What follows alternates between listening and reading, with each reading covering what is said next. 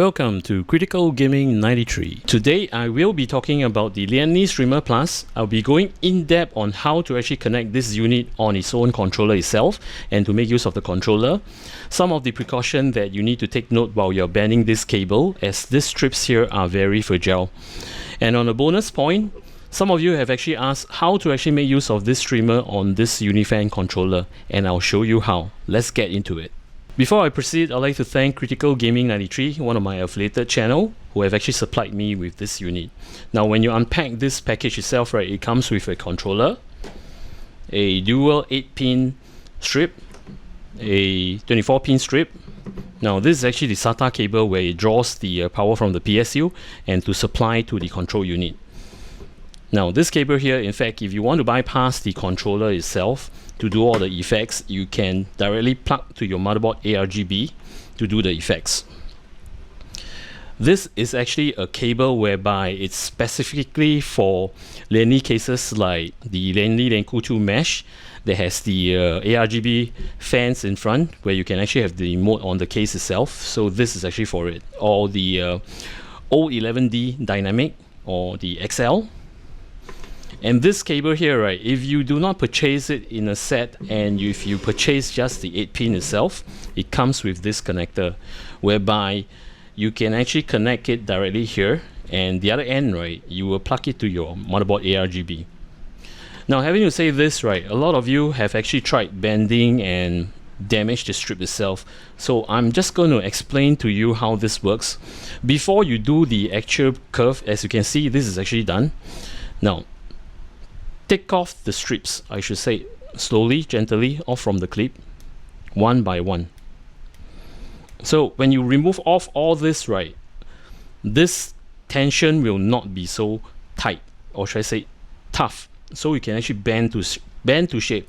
Once you have actually bent to shape, follow where your connection point, which is actually, this is actually to the motherboard itself, flush your cable, tuck it in. Then work your way up to the end. As you can see on the 8-pin, right, I have actually done this because I wouldn't want to actually clutter all this excess cable to the end over here where you connect this to the power supply.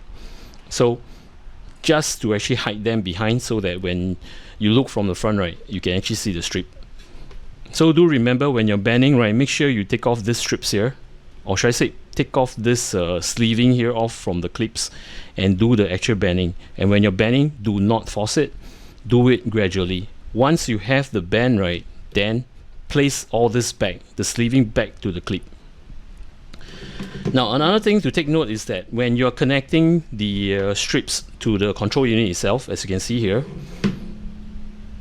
now do not force. There's only one way, or should I say, this each cable itself, right, they have dedicated connectors so you won't go wrong. One is actually shorter, one is actually longer. So when you clip it in, right, as you can see, there's two clip over here. It will bite to your controller. I'm not too sure if you can see. Okay, see, over here and over here, it will bite to your controller. And when you plug it in, right, make sure you hold it properly at two ends and push it in. And do not force it all the way in. It will be like this. And when you're removing it, right, kindly do not pull the cable over here. If you're going to pull, right, you're going to rip it off. So just slide from one side. See, I slide from one side, hold it here and slide the other side. See, it comes out. So make sure you do not pull the cable. Instead, I'll show you again. This is in. So at the side, just use your nails to push it out. Support and push it out. And the other side, push it out. So slowly when you wiggle, right, it will be out. See? Alright. Now, just to show you how to connect this, as I mentioned, this end here is meant for your strips. So I just connect this, the 24-pin, and this to your dual 8-pin. That's it.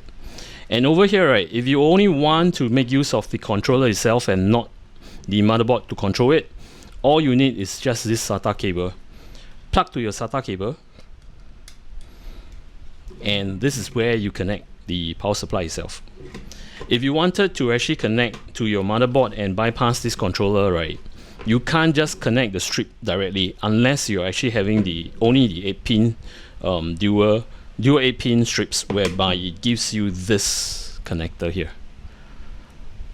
I'm not going to go in details about this connector. I believe most of you wanted to actually do the control on the control unit itself. But having to say so, right, you have another option whereby it gives you this cable here. This is to actually connect to your control unit.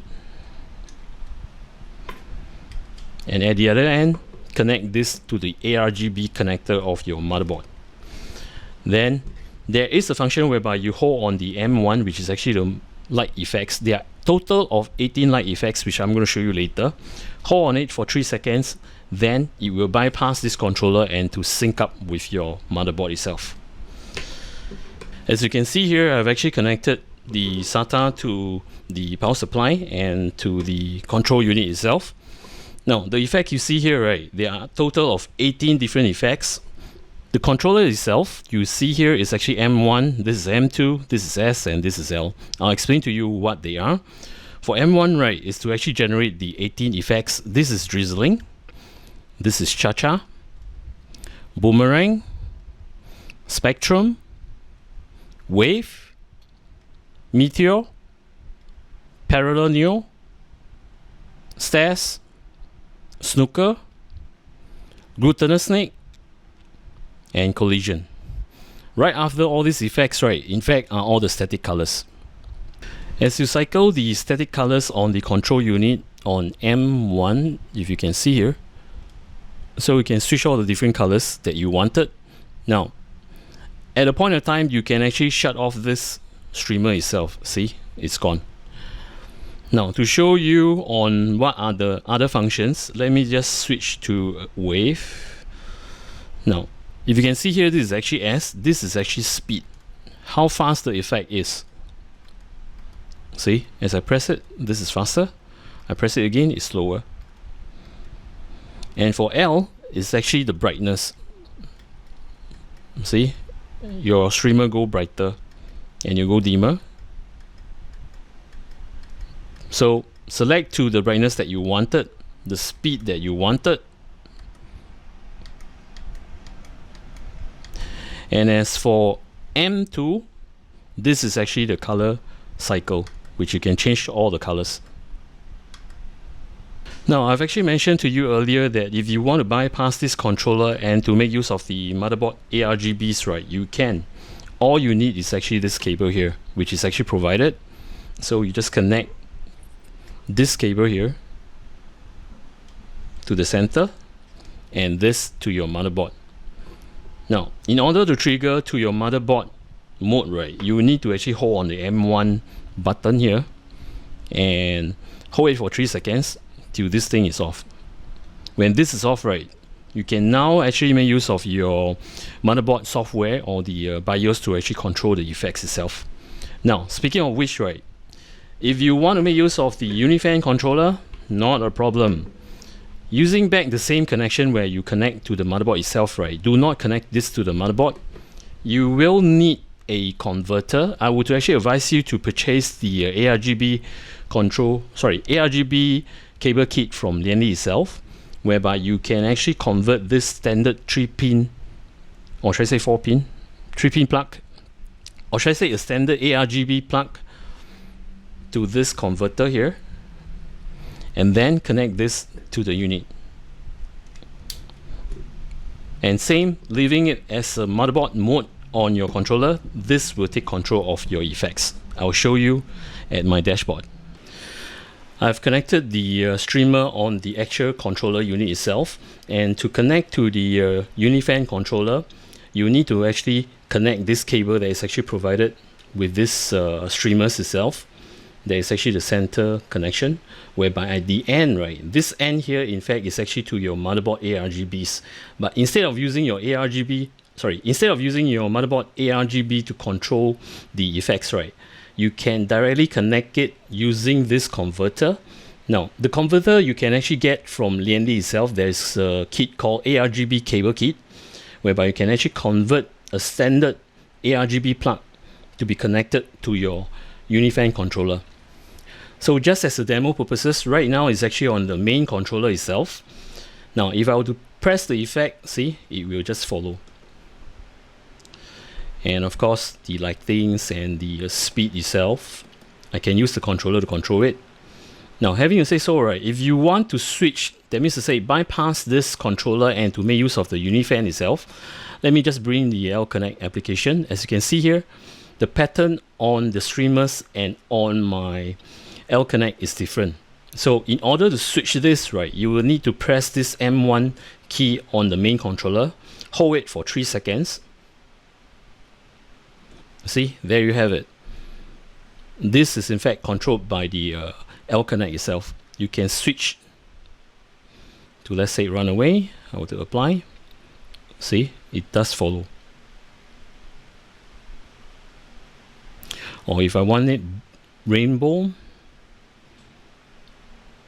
see, it does follow. Or you want static colors, it will follow. Alright, I hope you guys understand how it actually connects this streamer to the Uni Fan controller.